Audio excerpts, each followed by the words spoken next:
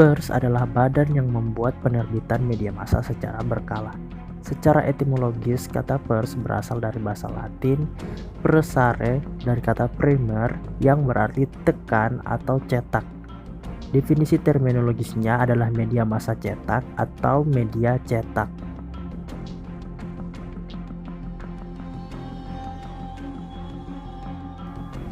Dalam Undang-Undang Pers Nomor 40 Tahun 1999, pers adalah lembaga sosial dan wahana komunikasi massa yang melaksanakan kegiatan jurnalistik meliputi mencari, memperoleh, memiliki, menyimpan, mengelola, dan menyampaikan informasi baik dalam bentuk tulisan, suara, gambar, suara dan gambar, serta data dan grafik maupun dalam bentuk lainnya dengan menggunakan media cetak, media elektronik, dan segala jenis saluran yang tersedia.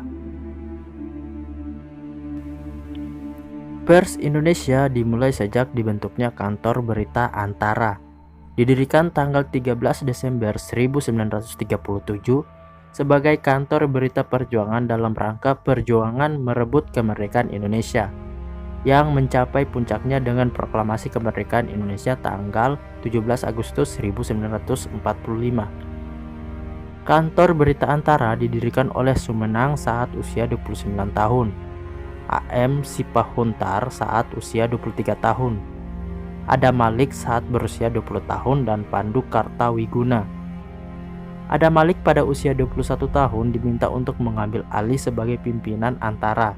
Di kemudian hari ia menjadi orang penting dalam memberitakan proklamasi kemerdekaan Indonesia. Karena kredibilitasnya, Adam Malik setelah menduduki jabatan semula sebagai Ketua Kantor Berita Antara, ia diangkat sebagai Menteri Perdagangan, Duta Besar, Menteri Utama Bidang Politik, Menteri Luar Negeri, Presiden Sidang Majelis Umum PBB, Ketua DPR, MPR, dan Wakil Presiden.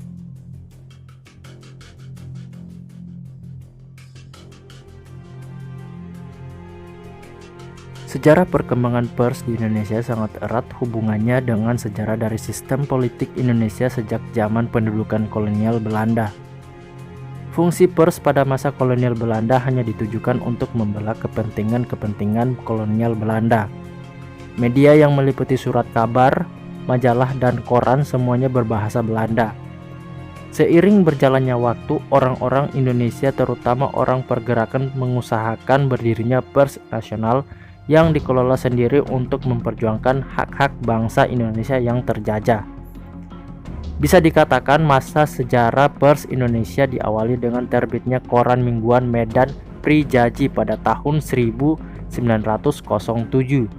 yang didirikan oleh R.M. Tirto Adi Surjo dan Raden Djokomono. Penerbitan koran inilah yang pertama kali menggunakan modal nasional dan dipimpin oleh orang Indonesia setelah sebelumnya seluruh media massa dipegang kendali oleh Belanda. Koran berbahasa Melayu ini pada tahun 1910 diubah formatnya dari mingguan menjadi harian. Koran Medan Prijaji menjadi awal pers Indonesia dalam melawan kesewenang-wenangan penguasa dan menyerukan agar bangsa pribumi mengorganisasi diri untuk menghadapi pihak-pihak asing. Dengan tujuan itu, pendirinya Tirto Adi Surjo bahkan terlibat dalam Serikat Dagang Islam atau SDI di Bogor yang berubah menjadi Sarekat Islam atau SI di Solo dan beberapa kota di Jawa. Ia pun menyampurkan identitas agama Islam dengan pribumi untuk memajukan bangsa dengan memanfaatkan SDI dan SI.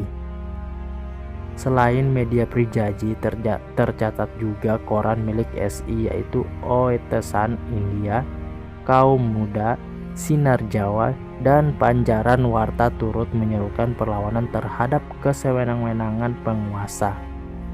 Adapun koran Bintang Hindia, Insolindan, Warna Warta, lalu koran milik organisasi pergerakan seperti Budi Utomo dan Indisi Partits yaitu Dharma Kondo dan The Express juga ikut melawan dengan mengungkapkan kesewenangan kekuasaan kolonial Belanda. Beberapa tahun kemudian, gerakan perlawanan berkembang menjadi gerakan menuntut perjuangan.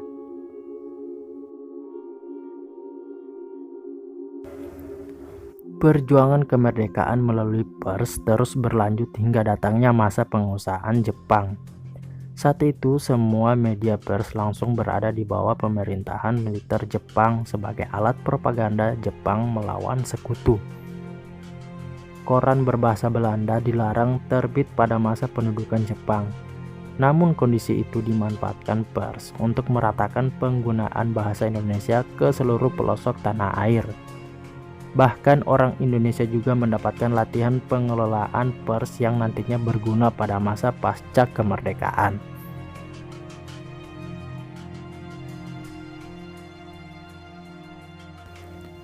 Masyarakat internasional memberikan simpati terhadap kemerdekaan Republik Indonesia yang diserukan tanggal 17 Agustus 1945 karena media pers yang terus mengobarkan api kemerdekaan. Bahkan ketika Inggris dan Belanda mencoba kembali menguasai Indonesia, media terus gencar dengan perlawanan mereka untuk mempertahankan kemerdekaan.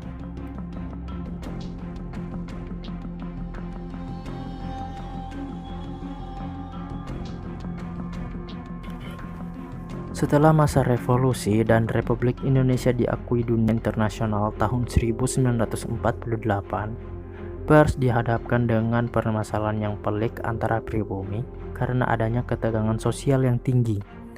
Tokoh-tokoh berlomba mengisi jabatan-jabatan yang tersedia dalam pemerintahan, padahal institusional politik belum berjalan. Fungsi pers pun berubah menjadi alat perjuangan kelompok partai atau aliran tertentu sehingga melupakan tugasnya sebagai pembangun karakter nasional. Pada masa demokrasi terpimpin yaitu saat Soekarno menjabat sebagai Presiden pertama Indonesia tahun 1959 sampai dengan 1965, pers ditugasi untuk menggerakkan aksi-aksi massa yang revolusioner. Lalu pada masa Orde Baru, pers menjadi alat vital untuk mengkomunikasikan pembangunan massa itu.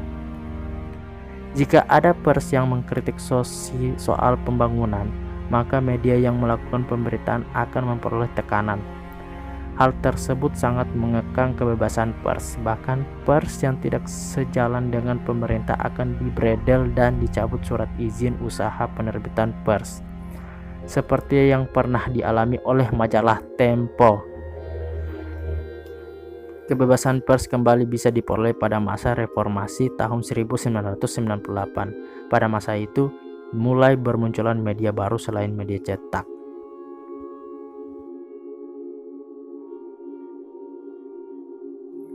Demikian informasi tentang sejarah pers yang bisa saya sampaikan.